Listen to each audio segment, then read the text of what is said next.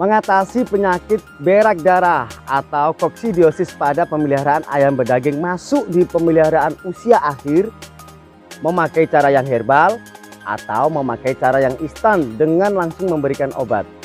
Simak terus video.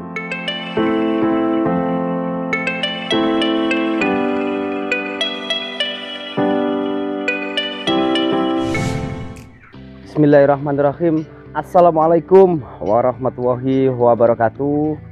Jumpa kembali Pak bersama saya di channel Fik Purnama Farm.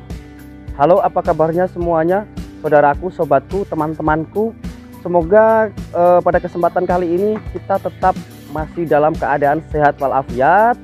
Kita masih tetap diberikan kelancaran dalam berusaha. Amin ya robbal alamin.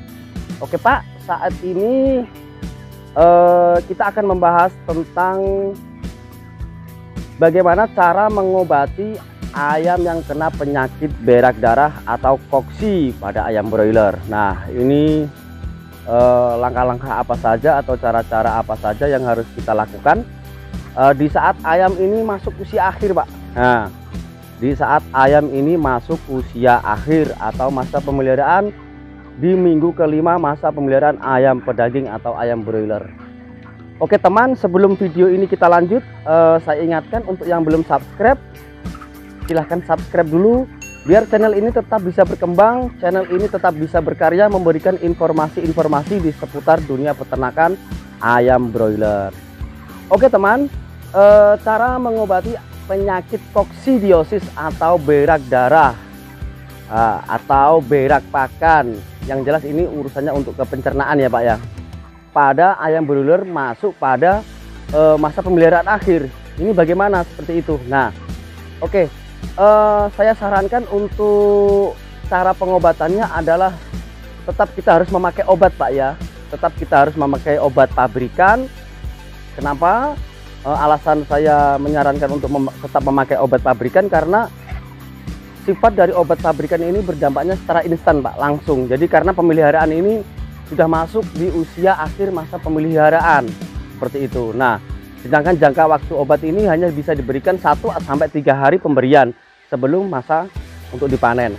Nah, biasa langsung saja Pak, ini ayam saya umur 32 hari. Umur 32 hari di usia 29 pagi kemarin saya sampling berat badannya itu masih kurang Pak, kurang dari standar. Nah, kurang dari standar, saya evaluasi selama 3 hari ternyata koksinya ini ada seperti itu. Dengan ciri-ciri dari penyakit koksi ini yang jelas, yang paling utama yang bisa kita lihat secara langsung itu adalah dari jenis kotoran Pak ya. Dari jenis fesesnya itu rata-rata lencung seperti itu. Lencung, dibilang mencer tidak mencer, tapi dia lencung seperti itu. Dan yang jelas selain kotoran yang tidak bagus, performa ayam ini, jenggernya ini yang ada di leher di atas kepala ini, bulunya agak-agak naik seperti itu. Nah, ini yang berbahaya pada masa pemeliharaan ayam pedaging ini di saat ayam terkena masuk dari penyakit koksi. Tingkat kematiannya rendah Pak ya, tingkat kematiannya rendah karena yang jelas kalau koksi ini kalau sudah parah dia baru membawa yang namanya kematian karena nafsu makannya itu berkurangnya itu drastis seperti itu. Nah, itu penyebabnya Pak ya. Penyebabnya yang jelas yang saya rasakan untuk di periode saat ini, ayam ini tingkat kelembapannya tinggi Pak, karena di lingkungan saya di sini ini untuk akhir-akhir ini, minggu-minggu ini, tingkat hujannya pun juga sangat tinggi sehingga mengakibatkan kelembapannya itu tinggi dan naik seperti itu. Nah, ini yang tidak kita harapkan dari masa pemeliharaan ayam ini. Alhamdulillah untuk pengobatannya langsung saja saya lakukan, saya belikan antikoksi Pak ya. Antikoksi yang di toko-toko peternakan itu banyak sekali, merek apapun, jenis apapun, yang jelas yang ada kandungan sulfanya seperti itu. Bisa berbentuk cair, bisa berbentuk serbuk. Nah, kebetulan ya pas waktu biasanya saya kasih antikoksi ini di usia masuk di minggu kedua dan masuk ke minggu ketiga. Nah kebetulan untuk yang periode saat ini saya tidak memberikannya sama sekali Pak untuk anti koksinya. Jadi di umur 29 hari sampai sekarang di umur 32 hari ini kayaknya koksinya masuk seperti itu. Nah hari kemarin saya melakukan pengobatan.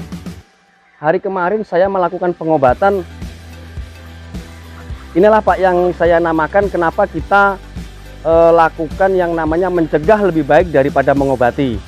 Nah kenapa?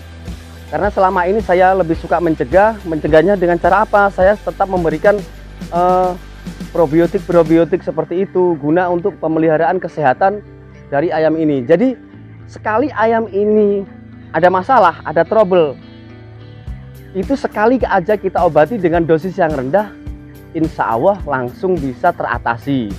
Nah alhamdulillah ini kemarin performa ayam ini tidak seperti ini Pak. Performa ayam sekarang kotorannya pun juga sudah mulai membaik. Nah seperti ini. Nah kotorannya sudah mulai membaik. Performa ayam yang kemarin itu nafsu makannya itu rendah seperti itu. Dari ukuran standar harian dia minusnya bisa 2 karung. Ini ada apa seperti itu? Nah saya perhatikan ternyata yang pertama dari kotoran ayamnya itu lencung seperti itu. Lencungnya itu kandungannya itu banyak Pak. Dari setiap seket ini saya perhatikan terus, ini kok kandungan lencungnya ini banyak. Nah ini yang harus kita cepat-cepat untuk mengevaluasi. Guna apa? Kerugian dari penyakit koksi ini Pak, yang paling terkena itu adalah dampak FCR yang bengkak. Ini yang pertama Pak ya. Kerugian dari penyakit berak darah ini atau koksi ini adalah dampak dari FCR-nya nanti membengkak Pak. Karena apa? Karena ayam ini makan seperti itu. Ayam tetap makan, cuman proses untuk menjadi ke dagingnya ini lebih sedikit daripada menjadi ke fesesnya seperti itu. Nah ini yang akan menjadikan kerugian dari pemeliharaan ayam pedaging saat ayam ini terkena penyakit koksi. Nah pengobatan untuk yang hari kemarin saya lakukan, saya berikan ini Pak. Saya berikan apa ini, koksi seperti ini. Ini dari mana ini? Ya dari Medion ini. Ini dari Medion. Kebetulan saya biasanya itu memakai yang cair Pak ya, yang ukuran 1 liter seperti itu. Kebetulan kemarin itu pas habis saya minta persamaannya, ternyata adanya yang serbuk seperti ini. Nah enggak masalah, apapun obatnya, apapun jenisnya, apapun mereknya, tidak ada permasalahan. Yang jelas intinya kita harus memasukkan yang namanya obat anti koksi ini. Nah ini saran saja Pak ya, ini saran saja, lakukan pengobatan anti koksi ini memang harus dilakukan saat musim-musim seperti ini Pak, karena tidak menutup kemungkinan mungkin di perusahaan pakannya ini pun juga kondisinya pun juga begitu. Intinya sekarang sudah mulai memasuki musim hujan, seperti itu, memasuki musim hujan, tingkat kelembapannya tinggi, jadi bakteri atau bakteri-bakteri yang ada dalam pakan itu masih ada seperti itu. Apalagi nanti sudah masuk ke area peternakan kita, apalagi juga pas waktu berada di kandang manual seperti punya saya ini. Jadi memang harus kita memperhatikan sangat-sangat ekstra Pak ya, seperti itu. Nah pemberian anti koksi ini atau obat koksi ini Pak, ini kalau menurut saya yang bagus dilakukan itu di saat ayam umur 2 minggu dan masuk ayam umur 3 minggu seperti itu, masuk ke minggu keempat umur 23 atau umur 22 seperti itu boleh saja dilakukan karena kita untuk mencegah Pak ya. Nah kebetulan pada saat sekarang ini, periode saya ini yang saat ini sama sekali saya tidak melakukannya seperti itu Pak ya. Ini yang jangan sampai teman-teman terjadi ya, seperti itu. Jadi saya ingatkan, pengobatan anti koksi kita lebih baik mencegah Pak ya. Itu memang wajib dilakukan karena apa? Kita memasuki musim, pada saat musim penghujan seperti ini, tingkat kelembapannya tinggi, bakteri-bakterinya itu juga tinggi seperti itu. Apalagi kondisi kelembapan yang ada di dalam kandang ini naik. Wah ini sangat bahaya sekali Pak, seperti itu. Oke teman, sekian dulu tips dari saya cara mengobati penyakit berak darah pada ayam broiler. Kesimpulan dari video kali ini adalah kita tetap mencegah, lebih baik mencegah daripada mengobati. Jika ayam kita trouble di usia ayam pada masa akhir seperti ini, jangan pernah takut untuk mengobati. Karena apa? Dengan perlakuan kita selama ini dimulai DOC masuk sampai hari sekarang, kita banyak mencegah daripada mengobati. Sekali kita masukkan obat dengan dosis yang rendah, insya Allah penyakit akan bisa teratasi seperti itu. Oke teman, semoga bermanfaat.